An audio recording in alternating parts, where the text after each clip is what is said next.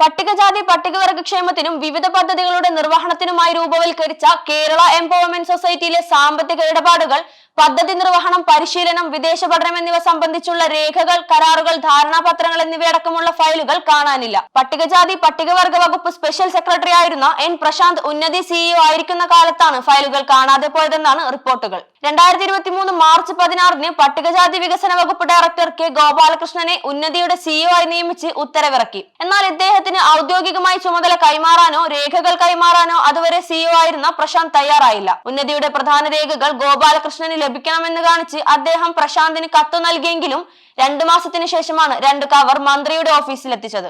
എന്നാൽ ഈ കവറിലും ഉന്നതിയുടെ പ്രധാന രേഖകളൊന്നും ഉണ്ടായിരുന്നില്ല.